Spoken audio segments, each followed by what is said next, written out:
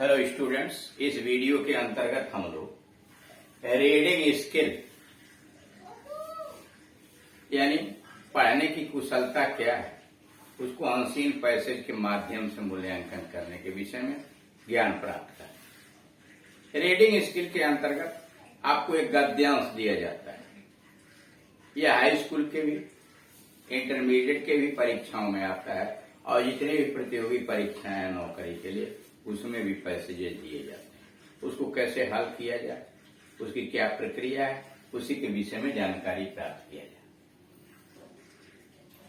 देखिए, unseen passage इसलिए दिए जाते हैं कि विद्यार्थी के पढ़ने की क्षमता क्या है, क्या वो पढ़ करके शब्दों का अर्थ समझ पाता है, गद्यांश का मतलब निकाल लेता है, और अगर निकाल लेता है तो क्या वो अपनी बात को अभिव्यक्ति के माध्यम से अच्छी तरह से कर पाता है, शब्दों का ज्ञान उसके पास है या नहीं, शब्दों का उच्चारण करता है कि नहीं, और भाषा का किस प्रकार से वह प्रयोग करता है। इस सारी बातों का अध्ययन अनसीन पैसेज में मूल्यांकन हो जाता है।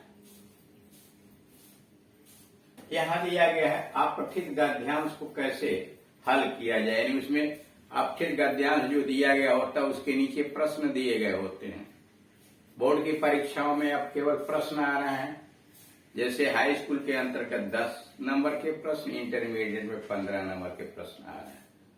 उसमें अति लघु उत्तरीय प्रश्न समान अंकों के होते हैं और उसके बाद वोकैबुलरी यानी समानार्थी और विलोम यानी साइनोनिम्स और एंटोनिम्स से संबंधित प्रश्न पूछे जाते हैं। वही प्रक्रिया प्रतियोगी परीक्षाओं के अंतर्गत टाइटल भी पूछा जाता है, उसका सब्सटेंस भी पूछा जाता है। इन सारी चीजों को कैसे हल करेंगे वह इसमें दिया गया है। सबसे पहले आइए अपठित गद्यांश को कैसे हल किया जाए। उसमें नंबर 1, गद्यांश पर आधारित जो प्रश्न नीचे दिए गए हैं उनको कैसे हल करें। सर्वप्रथम आप गद्यांश के नीचे जो प्रश्न दिए गए हैं उनको पढ़िए। सारे प्रश्नों को एक बार पढ़ लेंगे। पढ़ने से आपको यह ज्ञात हो जाएगा कि गद्यांश जो आया हुआ है, लिखा हुआ है, वह किस विषय वस्तु पर है, किस विषय वस्तु पर, किस बिंदु के इर्द गिर्द उस गद्यांश को लिखा गया। फिर नंबर 2 पर आइए। उसके पश्चात यानी सारे प्रश्नों को पढ़ लेने के बाद आप प्रश्न नंबर 1 को गंभीरता पूर्वक पढ़िए। यह समझने का प्रयास कीजिए कि प्रश्न नंबर 1 के माध्यम से क्या पूछा जा रहा है, और तब आप गद्यांश को पढ़ना शुरू कीजिए। लाइन टू लाइन पढ़िए और प्रश्न नंबर 1 का उत्तर तलाशने की कोशिश कीजिए। गद्यांश को तब तक पढ़िए 2 लाइन, 4 लाइन, 6 लाइन तक, जब तक प्रश्न नंबर 1 का उत्तर न मिल जाए। और जब प्रश्न नंबर 1 का उत्तर मिल जाए तो उसे अपनी भाषा में, सरल भाषा में आप उत्तर पुस्तिका में लिख लीजिए। फिर आप प्रश्न नंबर 2 यानी तीसरा स्टेप होगा, प्रश्न नंबर 2 को बारीकी से पढ़िए और यह ज्ञात कीजिए कि प्रश्न नंबर 2 में क्या पूछा जा रहा है। और जानकारी प्राप्त कर लेने के बाद आप गद्यांश को पुनः पढ़ना शुरू कीजिए, लेकिन अब की बार गद्यांश वहां से पढ़िए जहां प्रश्न नंबर 1 का उत्तर आपने समाप्त किया था। यानी प्रश्न नंबर 1 का उत्तर जहां तक समाप्त हुआ था उसी के बाद कहीं प्रश्न नंबर 2 का उत्तर होगा। आप आगे पढ़ते चले जाइए और जहां आपको लगे कि प्रश्न नंबर 2 का उत्तर यही है, उसे अपनी भाषा में, सरल भाषा में उत्तर पुस्तिका के अंतर्गत लिख लीजिए। फिर यही क्रम प्रश्न नंबर 3 को पढ़ के और उसे गद्य पढ़ के तलाशने का प्रयास कीजिए। 4 को, 5 को, जितने प्रश्न दिए गए हैं उनको का उत्तर तलाशिए। यह तो कोई गारंटी नहीं दे सकता है आपको कि सभी प्रश्न के उत्तर क्रम से ही आपको मिल जाए। इसकी कोई गारंटी नहीं है कि गद्यांश में सारे प्रश्नों का उत्तर क्रम से हो, लेकिन इस बात की प्रबल संभावना होती है कि गद्यांश के द्वारा जो प्रश्न पूछे जाते हैं वो अधिकांशतः क्रमशः ही उसके उत्तर दिए गए होते हैं। 1, 2, 3 जैसे जैसे पैसेज बढ़ता जाता है उसका प्रश्न का उत्तर भी आपको मिल जाता है। हाँ, 100% नहीं, लेकिन 90% यही क्रम होता है। उसी क्रम में आप तलाशने का प्रयास कीजिए। प्रश्नों के पहले पढ़ने का लाभ यह हो जाता है कि आपको पता लग जाता है कि विषय वस्तु क्या है और बारी बारी से आप उत्तर तलाशते हैं। और अगर पहले ही आप गद्यांश को पढ़ना शुरू कर देंगे तो एक बार में बात हो सकता है समझ में नहीं आया तो 2 या 3 बार आप पढ़ेंगे और फिर जब प्रश्न पढ़ेंगे तो फिर गद्यांश पढ़ना पड़ेगा।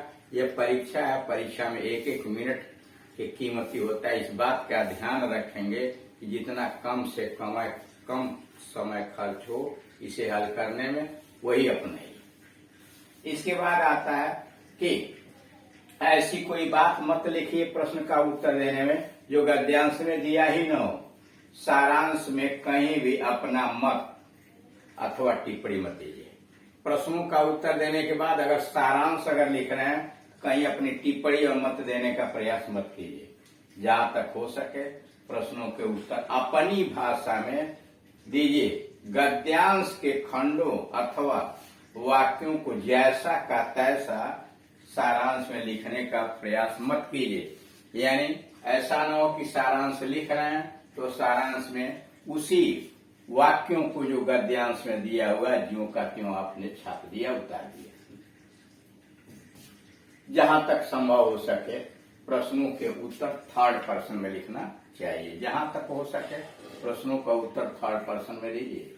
नंबर 8, सारांश का भाषा सरल, सीधी और केवल आवश्यक मात्र हो। यानी सारांश की भाषा जो सरल होनी चाहिए, सीधी होनी चाहिए और आवश्यक मात्रा में होनी चाहिए। लंबे लंबे वाक्य का प्रयोग मत कीजिए। यह तो आपको प्रश्न के उत्तर देने की सावधानी थी। अब आइए नंबर 2, रेखांकित अथवा टेढ़े लिखे गए खंडों का स्पष्टीकरण। कभी कभी कुछ शब्द या वाक्यांश को अंडरलाइन कर दिया जाता है या टेढ़े अक्षर में लिख दिया जाता है और पूछा जाता है इनका भावार्थ स्पष्ट कीजिए, अर्थ समझाइए। अब नया मॉडल आ गया है कि समानार्थी यानी साइनोनाइम, एंटोनाइम, वन वर्ड सब्स्टिट्यूशन पूछा जा रहा है। तो कहा कि इनका अर्थ कैसे स्पष्ट करें, कि प्रतियोगी परीक्षाओं के अंतर्गत अभी वही चल रहा है, अर्थ ही पूछा जाए। तो कहा गद्यांश के अर्थ का पूर्ण आभास प्राप्त करने गद्यांश को पढ़िए। यानी गद्यांश का अर्थ जानने के लिए, पूरा अर्थ आभास करने के लिए गद्यांश को बारीकी से पढ़िए। यदि गद्यांश में ऐसे शब्द या खंड या फ्रेजेज आए हुए हैं जिसका मतलब आप नहीं समझ पा रहे हैं तो अर्थ को आगे पीछे गद्यांश के पंक्तियों को पढ़कर उसका अर्थ समझने का प्रयास कीजिए। नंबर 3, स्पष्टीकरण जो दीजिए, यानी अर्थ जो समझाइए, भावार्थ जो लिखिए संक्षिप्त होना चाहिए, स्पष्ट होना चाहिए, सरल भाषा होनी चाहिए और आवश्यक मात्रा में होना चाहिए। अनावश्यक शब्दों का प्रयोग मत कीजिए।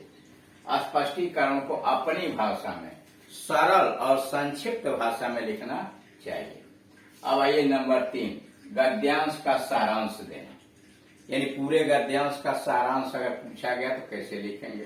सारांश यदि डायरेक्ट स्पीच में है तो आप इनडायरेक्ट में उत्तर देंगे। यानी सारांश अगर आपको दिखाई दे रहा है कि डायरेक्ट स्पीच में आया हुआ है तो आप उसे उत्तर इनडायरेक्ट स्पीच में देंगे। सारांश मूल गद्यांश का 1/3 भाग से अधिक नहीं होना चाहिए। औसतन या गद्यांश का 1/3 भाग होता है। भाषा सारांश का सरल हो और वाक्य लघु होना चाहिए। भाषा अपनी होनी चाहिए। सारांश में गद्यांश की आत्मा समा जानी चाहिए, मतलब कोई प्रमुख बात छूटनी नहीं चाहिए और बेकार की अनावश्यक बातों का सारांश में समावेश भी नहीं होना चाहिए। अब लास्ट, गद्यांश की उचित शीर्षक टाइटल कैसे देंगे, कैसे तलाशेंगे। शीर्षक पूरे गद्यांश का सबसे आवश्यक बिंदु का सारांश होता है। यानी वह एक ऐसा बिंदु पूरे गद्यांश में होता है जिसके इर्द गिर्द पूरा पैसेज लिखा गया होता है। वह कैसे कह रहा है कि सारांश जो है, शीर्षक जो है सबसे आवश्यक बिंदु का सारांश होता है, जिस बिंदु पर वह गद्यांश लिखा गया है। चयन बड़ी सावधानी से उस शीर्षक का करना चाहिए। नंबर 2, शीर्षक सूक्ष्म होना चाहिए, संक्षिप्त होना चाहिए। हो सके तो केवल एक शब्द या 2-3 शब्दों का प्रयोग कीजिए और आवश्यकता अनुसार आप एक सूक्ष्म वाक्य यानी छोटा सा वाक्य भी प्रयोग कर सकते हैं। यानी शीर्षक एक शब्द का हो और अच्छा, नहीं तो 2-3 शब्दों में लिखिए, या अति आवश्यक होने पर एक छोटा सा वाक्य भी प्रयोग किया जा सकता है। शीर्षक को डबल इन्वर्टेड कामा में क्लोज करके रखिए। जो भी टाइटल आप दे रहे हैं उसे डबल इन्वर्टेड कामा में बंद कर दीजिए। और चौथा है, शीर्षक में सभी शब्दों को, नाउन हो, प्रोनाउन हो, एडजेक्टिव हो, वर्ब हो, उसके पहले अक्षर को कैपिटल में लिखना चाहिए, प्रीपोजिशन को नहीं। बाकी सभी को आप नाउन, प्रोनाउन, एडजेक्टिव, वर्ब यानी 3 शब्दों का है तो सभी शब्दों का पहला अक्षर कैपिटल में होना चाहिए। तो इस तरह से आपने इन 3 वीडियोस के अंतर्गत आपने यह देखा कि अनसीन पैसेज को हल करने की क्या विधियां हैं, उसमें क्या सावधानी बरतनी चाहिए। मुख्य मामला है कि अनसीन पैसेज को करने में घबराने की जरूरत नहीं है। जैसे जैसे आप पढ़ेंगे वैसे वैसे आपका डर दूर होता चला जाएगा और धीरे धीरे आप इसमें एक्सपर्ट हो जाएंगे।